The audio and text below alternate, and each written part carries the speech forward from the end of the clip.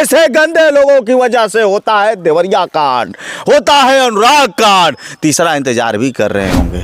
अनुराग के पिताजी भी तड़प ही रहे हैं, मेरा भी परिवार तड़पेगा, आह लगेगी।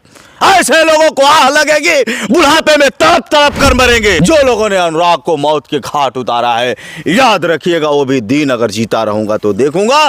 मेरा दिल बोल रहा है कि लोग तड़प तड़प के नहीं मरे तो फिर आप बताइएगा।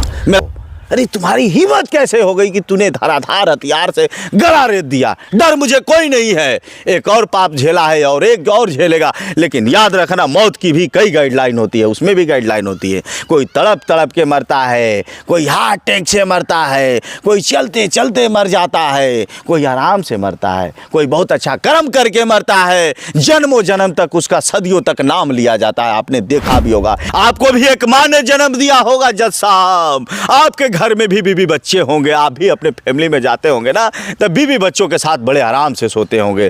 कहीं ना कहीं आपकी बीवी या फिर आपके बच्चे जो जिस जैसा संस्कार दिए होंगे, बच्चे भी कहते होंगे पापा ऐसा गुनाह मत करिएगा, ऐसा सजा मत सुनाइएगा। जरूर उनकी बीवी कहती होगी जज साहब।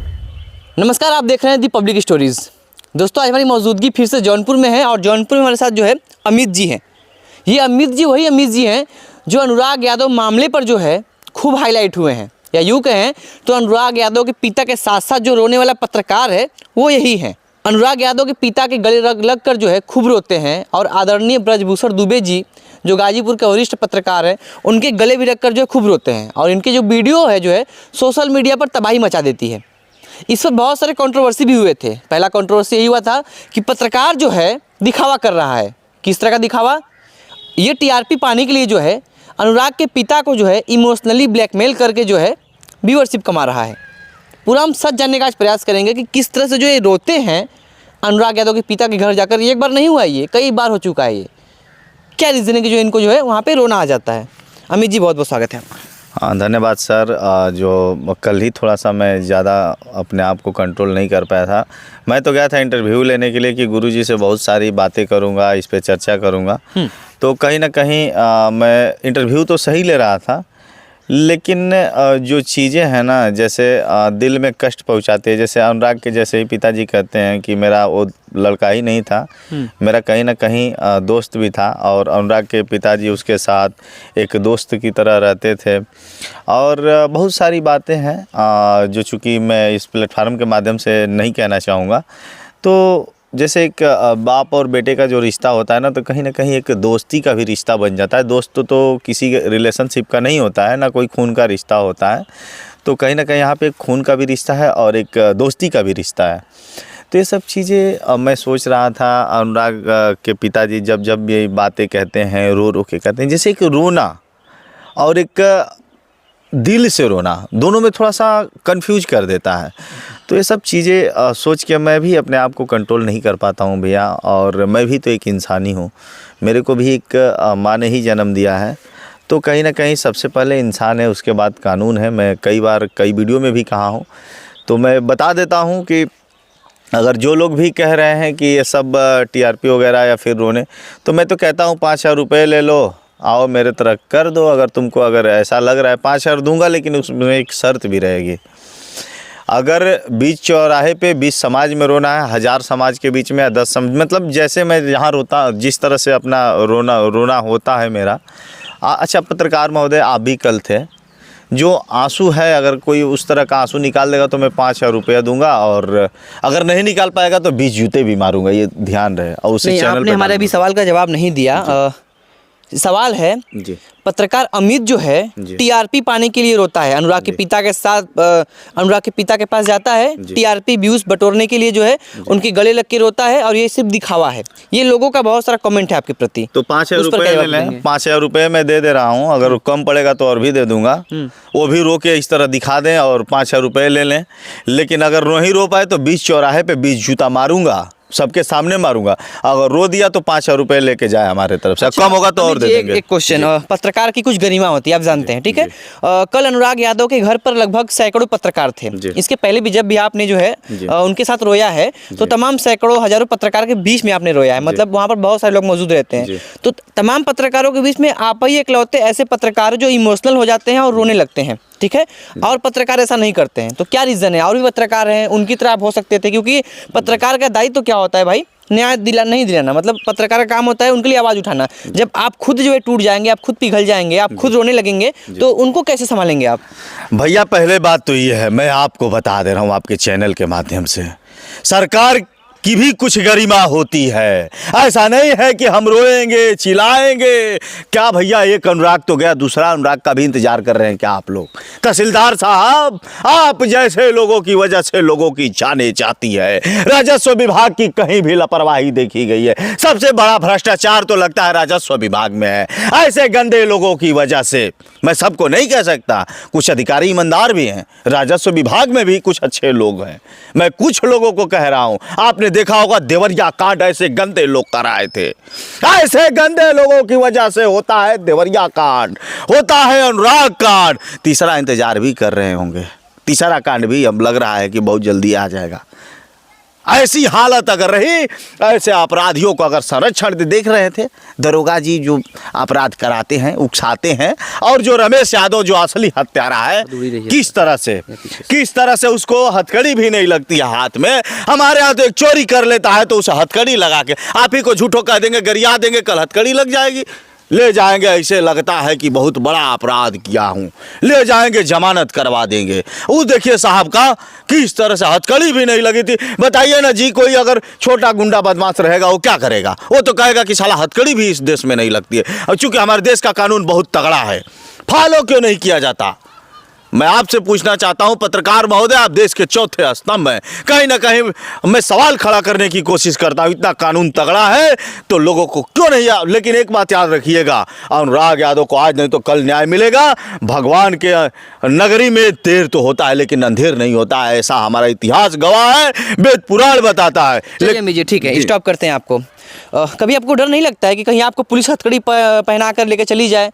कभी आप अपने फैमिली के बारे में नहीं सोचते हैं? ठीक है, अनुराग के लिए आप लड़ रहे हैं, अच्छी बात है, आप प्रशासन को इतना कुछ बोल जाते हैं, योगी जी तक जो है आप तमाम चीज़ें बोल जाते हैं, कभी आपको डर नहीं लगता है कि कहीं योगी जी या फिर कोई पुलिस प्रशासन जो है आपको हथकड़ी पहनाकर अगर जेल में बंद कर देती है तो आपके परिवार का क्या होगा, आपके जो पीछे और लोग हैं उनका क्या होगा? उनके बारे में कभी नहीं सोचते हैं आप? क्या होगा? अनुराग के पिताजी भी तड़प ही रहे हैं, मेरा भी परिवार तड़पेगा, आह लगेगी, ऐसे लोगों को आह लगेगी, बुढ़ापे में तड़प तड़प कर मरेंगे। जो बेगुनाहगारों को अगर सजा दोगे, देख लेना बुढ़ापे में तुम तड़प तड़प के नहीं मरे तो फिर अगर जीता रहूंगा महाराज, आपसे बता रहा हूं महोदय, जीता रहूंगा तो मैं भी देखूंगा जिन लोगों ने अनुराग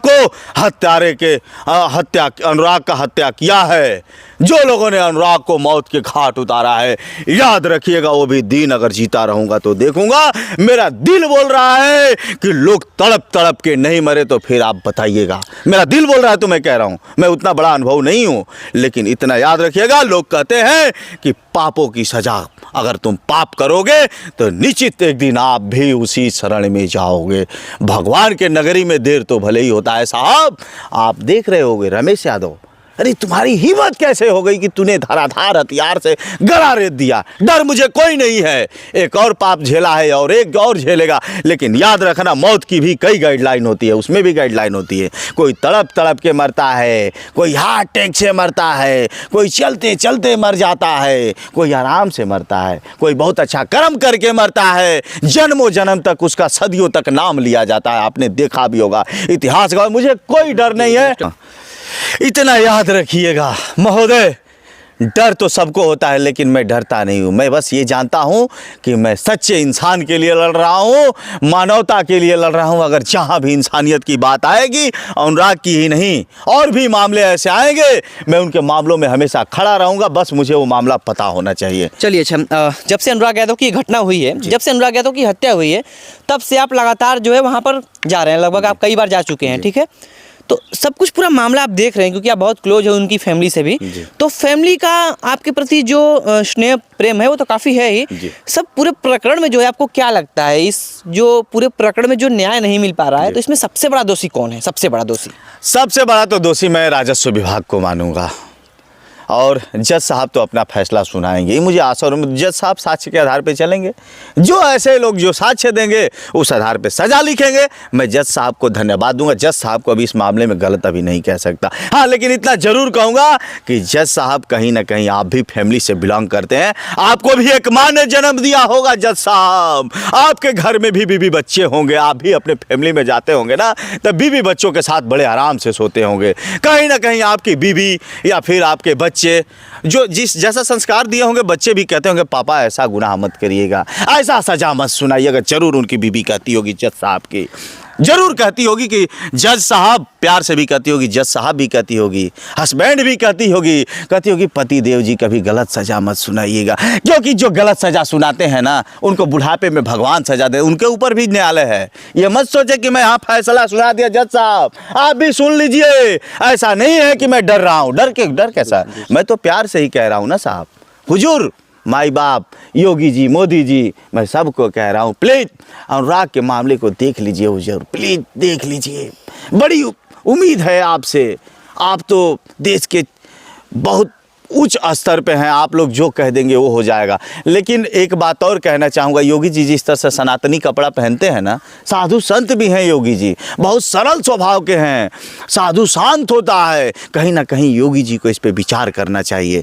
जाति धर्म देख कर नहीं चलना चाहिए। मैं अभी पूर्ण रूप से नहीं कह सकता कि जाति धर्म देख के चल रहे हैं। ये तो जांच का विषय है और ये जो आगे होगी वो तो आगे की प्रक्रिया है। कल आप जब वीडियो बना रहे थे, अनुराग यादव के पिता थे, अनुराग यादव की माँ भी थी, बहनें भी थी, आदरणीय ब्रजभूषण दुबे जी भी थे, गाजीपुर के वरिष्ठ पत्रकार जो हैं। वीडियो बनाते वक्त आप कुछ ही क्षण बाद जो है इमोशनल हो जाते हैं और ब्रजभूषण दुबे जी के मतलब सीने लगकर जो है रोने लगते हैं। वो भी आपको शांत कराते हैं। उसके पश्चात जो है पीछे से मैं देखा हूँ, आप लोग विजुअल में भी देख सकते हैं, जिस तरह से जो है जब ये ब्रजभूषण दुबे जी के जो है गले लगते हैं, जब रोने लगते हैं, तो पीछे से जो है अनुराग यादव के पिताजी जो है इनको संभालने की कोशिश करते हैं। तो अनुराग यादव के पिताजी ने उसमें आपसे क्या कहा, क्या माहौल रहा उस समय का? हाँ, देखिए, अनुराग के पिताजी ने यही कहा कि बेटा थोड़ा सा कंट्रोल करो। मैं अभी भी थोड़ा सा कंट्रोल नहीं कर पा रहा है, वो खुद रो रहे हैं, खुद वो कह रहे हैं कि कंट्रोल कर लो बेटा, मैं आपके साथ हूँ, ऐसे कह रहे थे ना। तो मैं क्या बताऊँ, वो दिन मुझे बहुत अजीब लग रहा है, कह नहीं पाऊँगा। मैं शायद अभी भी रोने लगूँगा, अच्छा नहीं लगेगा। बस मैं ये कहना चाहूँगा कि गुरु जी थे, गुरु जी का मैं थोड़ा सा, गुरु कभी भी सामने आते हैं तो शान बढ़ जाती है। चौगुना हो गया था, मैं अपने आप को कंट्रोल नहीं कर पाया। लेकिन अगर जो लोग भी हैं, अगर भ्रष्टाचारी लोग हैं, चोर लोग हैं, गुंडे लोग हैं, तो अपने दिल से ये दिमाग से निकाल दे कि अनुराग के परिवार को न्याय नहीं मिलेगा। अनुराग के परिवार को न्याय मिलेगा, मरते दम तक लड़ता रहूंगा। अगर जब तक सांस रहेगी, अनुराग के परिवार के लिए कदम से कदम मिला के चलूंगा। एक खबर और चल रही है कि तमाम लोग गए, अब तक जो है ना कोई खास आर्थिक मदद मिल पाया, ना कोई ऐसी बात हो पाई जिससे न्याय मिल सके। अब लोग ये कह रहे हैं कि ब्रजभूषण दुबे जी वहाँ गए हैं, वो खुद आश्वासन दिए हैं, और तमाम लोग कह रहे हैं कि जो है ब्रजभूषण दुबे जी गए हैं। तो अब जो है अनुराग के परिवार के साथ कुछ न कुछ तो नया या कुछ न कुछ तो ऐसा होगा जिससे उनको कुछ राहत मिल सकती है। आपको क्या लगता है, क्या हो सकता है इसमें? पक्का न्याय मिलेगा। गुरुजी जहाँ भी कदम आज तक रखे हैं और गुरुजी के आदेशानुसार हम लोग चलते हैं। गुरुजी जो कहते हैं उसी आदेशानुसार पे मैं लगातार लगा रहा। लेकिन मुझे आशा और उम्मीद है कि गुरुजी आज तक जहाँ कदम रखे वहाँ सफलता मिली है, और गुरुजी जैसे जैसे कहेंगे वैसे वैसे हम लोग करेंगे। अनुराग के पिता जैसे कहेंगे, कदम से कदम मिला के चलूँगा, ये तो कन्फर्म है। झूठा वादा किसी से नहीं करना चाहिए। चलिए, लखनऊ भी जाने वाले हैं उनके परिवार वाले लोग जो है योगी जी से मिलने के लिए, उसमें क्या दायित्व रहेगा आपका, क्या कर्तव्य रहेगा आपका? जो परिवार कहेगा मैं हर तरफ से तैयार रहूँगा। अगर जैसे कहेगा, मैं हर चीज़ तो नहीं बताता, लेकिन परिवार शरीर का अंग भी मांग लेगा तो अंग भी मैं देने के लिए तैयार हूं। लेकिन अनुराग को न्याय दिला के ही छोड़ूंगा। अब उस हिसाब से सोच लीजिए, आर्थिक मदद की भी ज़रूरत पड़ेगी तो मैं तैयार रहूंगा। मैं उतना बड़ा तो नहीं हूँ, गरीब फैमिली से हूँ। अगर जहाँ ज़रूरत पड़ेगी मैं तैयार रहूँगा, तन मन धन तीनों से तैयार रहूँगा। चलिए, बहुत जल्दी हम लोग लखनऊ जाने वाले भी हैं, लगातार बातचीत चल रही है। सदन जैसे ही खुलेगा हम लोग लखनऊ तुरंत पहुँचेंगे। चलिए, ठीक है, धन्यवाद अमित जी। आपने देखा जो है हमारे साथ अमित जी थे अभी, और एकमात्र पत्रकार जो अनुराग यादव के लिए रो पड़ा।